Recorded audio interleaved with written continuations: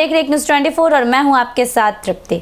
बिहार में आगामी 2025 विधानसभा चुनाव की आइट के साथ ही राज्य की राजनीति में हलचल तेज हो गई है। खासकर विपक्षी दलों के महागठबंधन के भीतर अब सियासी खींचतान खुलकर सामने आने लगी है। आपको बता दें कि मुख्य मुद्दा मुख्यमंत्री पद के चेहरे को लेकर है, जहां राष्ट्रीय जनता दल और कांग्रेस के बीच स्पष्ट मतभेद दिखाई दे रहे हैं। आपको बता दें कि आरजेडी जहां तेजस्वी यादव को महागठबंधन का घोषित नेता और मुख्यमंत्री पद का उम्मीदवार घोषित करने की मांग पर अड़ी हुई है, वहीं कांग्रेस इस फैसले को चुनाव परिणामों के बाद तक टालना चाहती है। राष्ट्रीय जनता दल ने साफ संकेत दिए हैं कि वह तेजस्वी यादव को ही मुख्यमंत्री पद के उम्मीदवार के रूप में प्रोजेक्ट करना चाहती है और आरजेडी के अनुसार तेजस्वी न केवल महागठबंधन के सबसे बड़े दल के नेता हैं, बल्कि पिछले विधानसभा चुनाव 2025 में भी गठबंधन का चेहरा रह चुके हैं। उस चुनाव में भले ही गठबंधन बहुमत से पीछे रह गया था, लेकिन तेजस्वी की नेतृत्व क्षमता और लोकप्रियता ने उन्हें राज्य की राजनीति में सबसे बड़े विपक्षी नेता के रूप में स्थापित कर दिया। आपको बता दें कि आरजेडी का यह भी तर्क है कि अगर महागठबंधन इस बार चेहरे को लेकर असमंजस में रहता है या किसी और नाम की चर्चा होती है तो इसका गलत संदेश जनता के बीच जाएगा। इससे मतदाताओं के बीच भ्रम की स्थिति बनेगी, जो चुनावी रणनीति के लिहाज से नुकसानदायक हो सकती है। आपको बता दें कि पार्टी के वरिष्ठ नेताओं ने भी कहा है कि चेहरा तय करने में देरी का मतलब है नेतृत्व की अनिश्चितता और इससे विरोधी दलों को महागठबंधन पर हमला करने का मौका मिल जाएगा।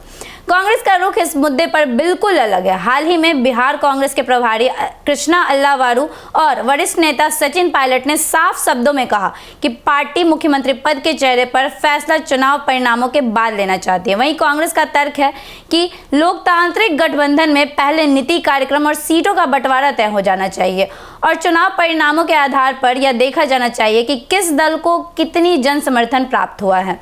उसके बाद ही नेतृत्व किया जाना चाहिए कि कांग्रेस का यह रुख उसे सीटों के बंटवारे से भी मौजूदा स्थिति में रखने की रणनीति का हिस्सा हो सकता है। क्योंकि आरजेडी अभी भी महागठबंधन में सबसे बड़ा दल है और कांग्रेस यह नहीं जानती कि नेतृत्व पहले तय कर लेने से आरजेडी को मनमर्जी से सीटें तय करने का रास्ता खुल जाए।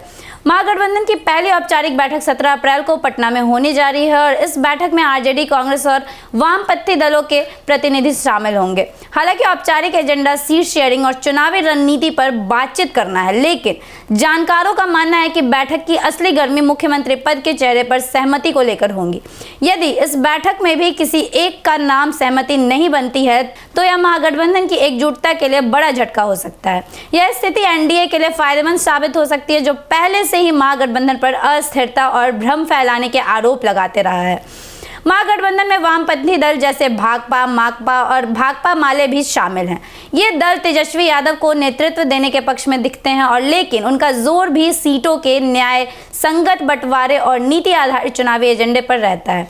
इन दलों की कोशिश होगी कि गठबंधन में कोई फूट ना पड़े, क्योंकि एकजुटता ही विपक्ष की ताकत है।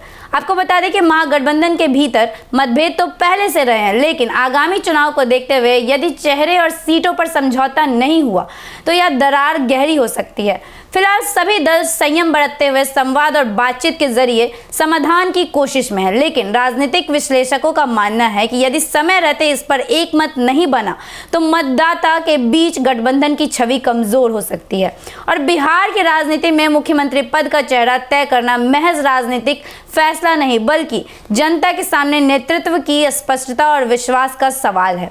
जहां आरजेडी तेजस्वी यादव को बतौर चेहरा प्रस्तुत कर गठबंधन को दिशा देने की कोशिश में है, वहीं कांग्रेस और कुछ अन्य दल इस फैसले को स्थगित करना चाहते हैं।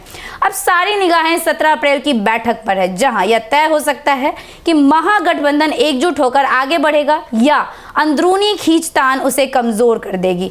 एक ओर जहां एनडीए अपने संगठनात्मक ढांचे और नेतृत्व की स्पष्टता के साथ चुनावी तैयारियों में जुटा है, वहीं महागठबंधन के लिए यह जरूरी हो गया है कि वह जल्द से जल्द नेतृत्व, सीट बंटवारे और साझा करे और एजेंडे पर एकता होकर जनता के सामने मजबूती से खड़ा हो।